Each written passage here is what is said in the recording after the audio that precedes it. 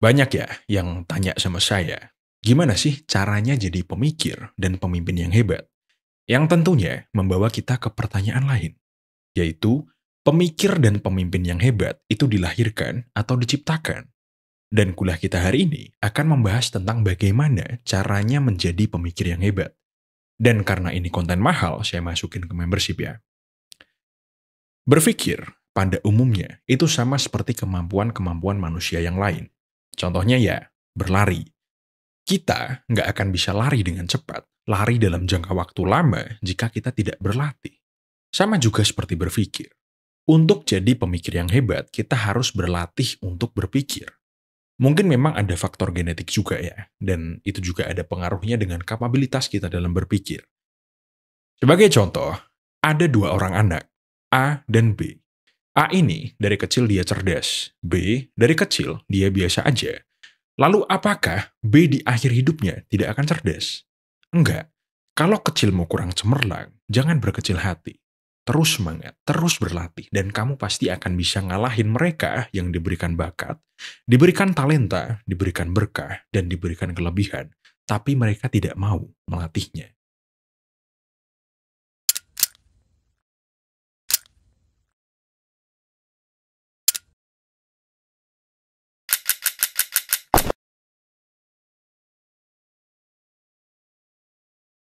Jadi, jangan terlalu berkecil hati kalau kalian merasa tidak berbakat. Oke, sekarang kita masuk ke materi. Kemampuan berpikir itu sangat penting sekali, apalagi jika kita bekerja di jabatan-jabatan dengan posisi yang tinggi.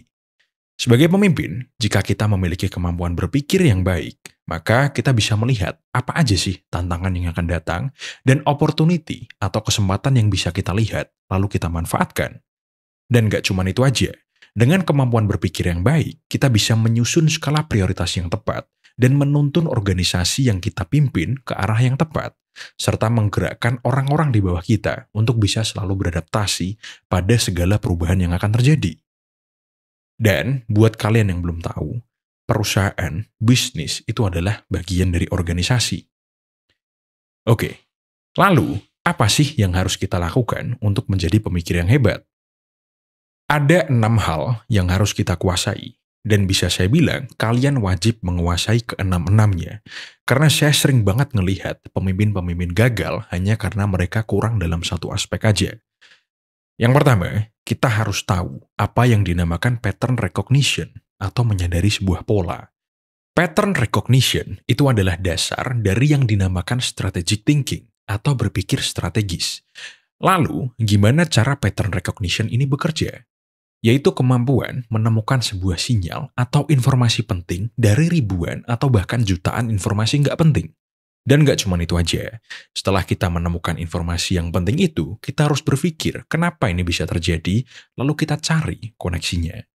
Kalau bahasa Jawanya ya, itu adalah ilmu gato, atau ilmu menyambungkan titik-titik.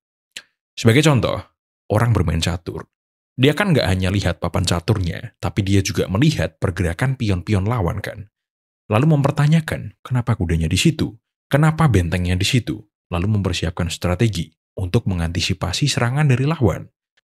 Dan dengan melihat pergerakan lawan pun, kita bisa mengetahui kelemahan kita itu di mana. Iya dong, musuh kita pastikan bergerak karena mereka bisa melihat kita lemahnya di mana. Saya kasih contoh lain. Kita lihat aja, Indonesia kan bisa dibilang lagi jelek ekonominya, lagi krisis. Dan ketika kita lagi krisis, masyarakat itu akan cenderung memilih pemimpin yang background ekonominya kuat. Dan bisa kita lihat nanti, pemilu 2029 akan banyak sekali calon-calon yang kampanyenya itu adalah penguatan ekonomi. Dan kemungkinan besar mereka yang akan menang. Jadi, kalau tiba-tiba kalian gabut, terus punya pikiran aneh, nyalek kayaknya enak nih. Dengan menyaring informasi yang sedang terjadi, kalian bisa menyiapkan strategi dan janji-janji kampanye palsu kalian. Itu tadi pattern recognition. Setelah bisa menguasai pattern recognition, kalian harus belajar tentang sistem analisis atau menganalisa sistem. Menganalisa sistem itu simpel banget. Kita hanya perlu memahami konteks strategi secara menyeluruh, termasuk dinamika manusia, budaya organisasi, dan tujuan jangka panjang dari organisasi itu. Dan bagaimana variabel-variabel di dalam sistem itu saling terhubung saling berinteraksi dan saling mempengaruhi, serta memprediksi variabel apa yang bisa muncul yang akan mengganggu sistem kita. Sebagai contoh, saya kasih contoh yang mahal. Saya pernah dapat klien, dia punya usaha di bidang retail. Dia ini dapat warisan usaha ini dari bapaknya yang baru meninggal. Karena dia bukan background pebisnis, dia akhirnya nyari konsultan, dan ketemulah sama saya. Saya datang ke perusahaannya, saya identifikasi masalahnya dulu. Saya lihat, 2 tahun terakhir terjadi penurunan penjualan yang cukup drastis. Saya lihat juga bahwa biaya operasional ini membengkak sekali. Dan setelah saya telusuri, ternyata variabelnya terlalu banyak karyawan senior. Proses internal lambat, dan para pelanggan itu mulai beralih ke all shop. Jadi, waktu itu, toko ini tuh belum buka all shop. Langkah kedua yang saya lakukan adalah mengklasifikasi situasi. Jelas, perusahaannya bukan perusahaan startup atau perusahaan baru. Bukan juga perusahaan yang stabil atau sustaining sukses. Bukan juga perusahaan yang lagi krisis atau hampir bangkrut. Berarti, perusahaan ini cuma nggak perform aja. Perusahaannya masih berjalan, profit pun ada, tapi dia kalah bersaing, kehilangan arah, dan kehilangan pasar. Ya udah, kita udah tahu kondisi perusahaannya gimana, kita tinggal nyari solusi sesuai kondisi itu. Solusinya, perusahaan itu cuman butuh realignment. Kalian cari tahu sendiri ya, realignment itu apa. Oke, saya lihat dulu dan menganalisa sistem organisasi tersebut. Secara struktur, terlalu birokratis, terlalu banyak lapisan manajemen. Komunikasi antar lapisan pun lambat sekali. Dan karena komunikasi lambat, inovasi jadi lambat juga. Inovasi lambat, pelanggan jadi bosen, penjualan jadi turun, moral karyawan tertekan, dan jadi tambah sedikit inovasinya. Muter gitu terus. Tim marketing dan purchasing-nya itu nggak terkoordinasi. Tim IT-nya jadul. Lengkap sudah. Berarti kan butuh pelatihan atau mengganti orang-orang yang sudah jadul dengan yang baru agar digitalisasi bisa berjalan. Tapi pergantian itu tidak selalu baik. Ada yang namanya time delay, yaitu perubahan kadang baru bisa dirasakan 6-12 bulan ke depan. Yakin perusahaanmu bisa survive dalam time delay? Itu tadi analisa sistemnya. Setelah analisa selesai, ya udah kita tinggal nyari solusi terbaik. Untuk kasus tadi, solusi dari saya itu saya sederhanakan aja struktur organisasinya. Saya nggak berani mecat karyawan senior yang jadul terlalu banyak, karena nanti bisa menurunkan moral karyawan lain. Kenapa? Kalau terjadi PHK, karyawan itu sering overthink. Itu karyawan senior aja dipecat, apalagi kita yang masih baru. Padahal justru karena dia ini senior dan gak mau berkembang, makanya saya pecat. Yang baru-baru dan mau berkembang, itu yang malah aman. Nanti, setelah perusahaan mulai stabil lagi, baru saya lakukan PHK part 2. Setelah lapisan birokrasi dikurangi, saya bangun tim digital internal yang lintas divisi. Jadi IT, marketing, dan sales itu saya kuatkan komunikasi dan koordinasinya. Caranya gimana Pak? Dengan pelatihan. Setelah itu, saya ciptakan budaya baru di organisasi itu. Karyawan yang punya ide bagus bisa diomongkan ketika rapat. Dan jika idenya bagus, idenya kepake, dia akan dapat poin yang bisa membantu dia untuk promosi jabatan atau sekedar dapat intensif tambahan. Jadi karyawannya saya gerakan biar mereka sendiri belajar. Tanpa perlu perusahaan memberikan pelatihan baru yang cost-nya tentu terlalu mahal. Itu tadi sistem analisis. Jadi sebagai pemimpin, kita tidak boleh tergesa-gesa dalam membuat keputusan. Kita harus analisa sistem dulu, baru kita sikat atau kita incer langsung akar permasalahannya. Kita lanjut ke poin ketiga, yaitu mental agility atau ketangkasan mental. Ini, menurut para expert, penjelasannya itu berbeda-beda. Kalau menurut saya, mental agility itu adalah kemampuan untuk bisa dengan cepat mengubah persepsi dan menempatkan pikiran kita di tempat dan sudut pandang yang berbeda. Jadi, ada sangkut pautnya dengan empati. Sebagai contoh, saya ini adalah pemimpin dalam suatu organisasi. Saya anggap organisasi itu adalah sebuah gunung. Saya berdiri di puncak dan melihat gambaran luas organisasi yang saya pimpin. Tapi kalau saya hanya melihat gambaran luas, saya nggak akan bisa melihat detail-detail kecil. Jadi meski merepotkan, saya terkadang akan turun gunung dan mencoba membaur dengan karyawan-karyawan saya yang posisinya di bawah dan memahami perspektif mereka. Contohnya, ada karyawan yang nggak perform. Bos-bos yang nggak bisa membumi, dia ini biasanya akan marah-marah. Oh, udah saya gaji kok, nggak mau kerja. Goblok itu. Saya pecat nanti.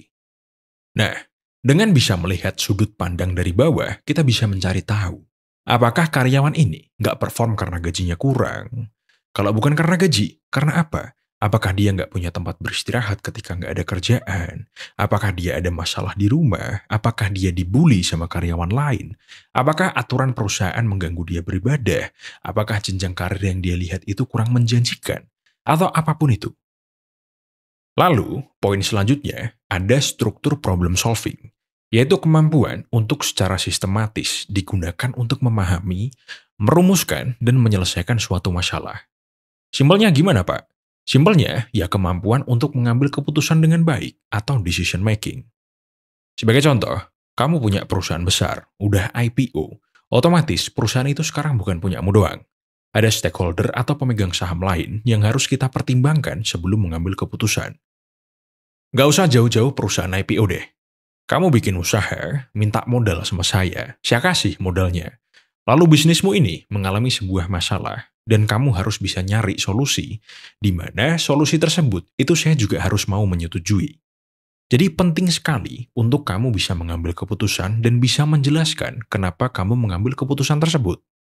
Sehingga mungkin meski kita saling beda pendapat, kamu bisa meyakinkan saya atau meyakinkan orang-orang yang punya kepentingan agar bisa ikut solusimu dan kita sama-sama sejalan. Semua itu adalah proses untuk memahami, merumuskan, dan menyelesaikan sebuah masalah. Yang kelima, ada vision. Simpel aja, yaitu kemampuan untuk melihat masa depan, sehingga kita bisa mengarahkan organisasi kita ke arah yang tepat bersama-sama, dan bagaimana membuat semua orang yang ada di dalam organisasi itu ikutan bersemangat bersama-sama menuju suatu tujuan. Vision ini harus seimbang antara ambisi dan kemampuan organisasi kita. Terlalu berambisi, ya jadinya nggak realistis.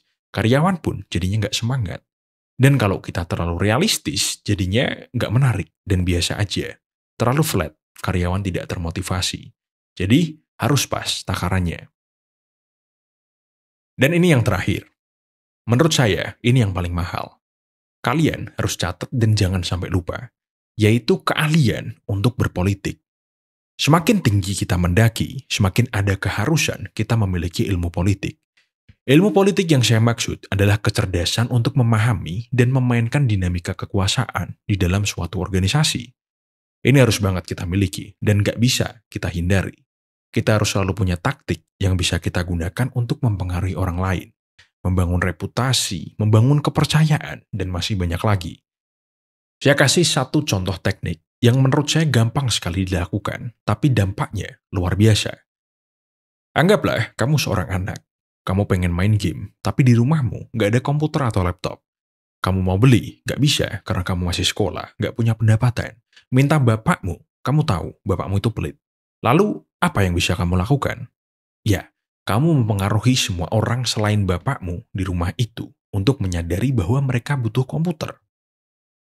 Kamu lihat kakakmu lagi ngerjain tugas kuliah di HP, kamu bilang ke dia bahwa kalau ngerjain pakai laptop atau komputer akan lebih mudah. Lalu kamu lihat ibumu ngomel-ngomel lagi nonton TV, tapi filmnya udah setengah jalan. Meski seru, tapi dia jadi nggak begitu paham alur ceritanya. Kamu bilang ke ibumu bahwa kalau punya komputer, beliau bisa nonton film apapun dan kapanpun. Lalu kamu ngomong sama adikmu, kalau kita punya komputer, kita bisa main game bareng. Seru banget. Lakukan terus-menerus, tapi sehalus mungkin sampai ide tertanam ke keluargamu bahwa komputer itu penting.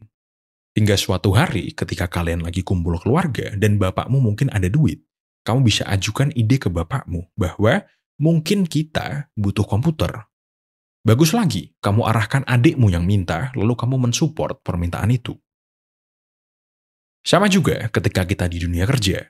Kamu bagian produksi, kamu tahu mesin pabrikmu itu sudah tidak relevan.